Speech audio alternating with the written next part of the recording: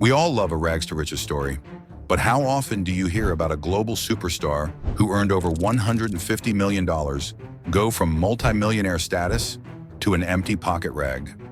This is the story of Ronaldinho. Ronaldinho into the area! Ronaldinho! Ronaldinho! Ronaldinho! Ronaldinho! He was a human carnival, the greatest smile on earth, building a legacy on pure, chaotic joy. But the party stopped. How does the richest, most untouchable showman on the planet crash so hard that he ends up having exactly $6.59 in his bank account? And how does that financial devastation lead him, just months later, to celebrate his 40th birthday, locked in a concrete prison cell, forced to rely on friends to pay his $1.6 million bail? Ronaldo de Assis Moreira, Ronaldinho, was born into poverty in the Vila Nova neighborhood of Porto Alegre, Brazil. This wasn't a world of luxury, it was a world of struggle, where the concrete streets were both the playground and the escape football. Wasn't a dream for the family, it was a necessity. His father, João, was both a shipyard worker and a local footballer. His older brother, Roberto de Assis Moreira, was the first talent, signed by Grêmio, Brazil's major club. It was Roberto's contract that finally moved the family out of the slums. But just as they found stability, tragedy struck. When Ronaldinho was only 8, his father drowned in the family pool. The trauma was immense, and the responsibility for the family fell entirely on his brother, Roberto. This single event solidified Roberto's role. He wouldn't just be Ronaldinho's brother, he would be his guardian, his shield, and eventually the absolute controller of his colossal fortune. As Ronaldinho's magical feat took him to the top of Grêmio's ranks, his brother was right there, managing every single contract, every deal, and every dollar. The stage was set for the world's most joyful superstar to be born, managed entirely by a man who had already seen the dark side of wealth. By 1998, Ronaldinho signed his first professional contract with Grêmio at the age of 18, immediately earning about $1 million in his first year. The rags to riches moment was here, but that newfound wealth was quickly tainted. When he moved to Europe in 2001, the brothers orchestrated a highly controversial exit, leaving his childhood club, Grêmio, without a proper transfer fee. The pattern was set: chaos on the contracts, control given to Assis, and the prioritization of quick personal gain over all loyalty. The astronomical wealth was incoming, but the dark influence had already begun. In 2003, Ronaldinho landed at Barcelona in a massive $32 million transfer, and his earnings instantly vaulted into the stratosphere. At his peak, his salary alone reached over 9 million euros per season, but that was chump change compared to his endorsement portfolio. In 2006, the year he won the Ballon d'Or, he earned an estimated $19 million from endorsements alone, more than his playing salary. Brands like Nike, Coca-Cola, Pepsi, and EA Sports were lining his pockets, bringing his career total to over $150 million. This was Ronaldinho's most dangerous period. He was playing with absolute freedom, but living with none. His lifestyle was legendary: constant parties, late nights, and a complete disregard for training regimens.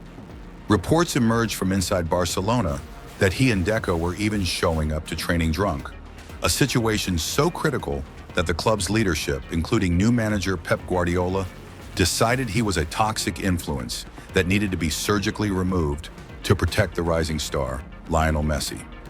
By 2008, he was shipped off to AC Milan for a sharp decline in transfer value, signing a contract worth about $6.8 million per year.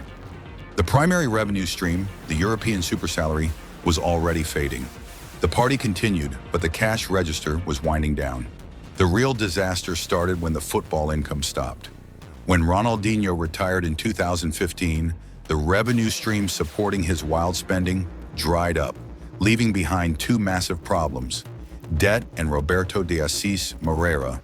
The debt began with hubris. Back in 2015, the brothers illegally built a sprawling fishing platform on protected land in Porto Alegre. They were hit with an initial fine of about $2.5 million. And what did the multimillionaire do? Nothing. They ignored every single legal summons. For years, the debt, fines, and interest compounded. This wasn't negligence. It was an act of financial contempt. In 2018, the hammer finally fell. Authorities launched a massive asset seizure to satisfy the debt. They revoked his Brazilian and Spanish passports and began taking his property. A staggering 57 properties belonging to his family were confiscated. And then came the humiliating financial autopsy. When investigators finally checked his operational bank account, they discovered the shocking truth. The man who had been paid millions to wear a pair of boots had just $6.59 to his name. The immense fortune was gone, vanished in parties, failed investments, and willful ignorance. The fall was now complete. Stripped of his legal passports and stripped of his wealth, Ronaldinho somehow found a way to sink lower. In March 2020, he accepted an invitation to attend a charity event in Paraguay. Despite being a Brazilian citizen who didn't even need a passport for that country, he and Assis arrived with fake Paraguayan passports. The result defied all reason. The King of Joy was arrested and detained, then taken to a high-security police barracks. Ronaldinho in jail.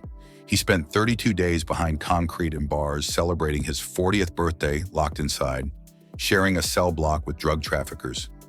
It took a massive $1.6 million bail, a sum he couldn't afford on his own, forcing him to rely on friends to help cover the payment, just to move him to house arrest.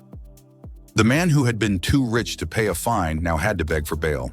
Ronaldinho's story is the definitive cautionary tale for every young, rich athlete. His downfall wasn't due to poor form on the pitch.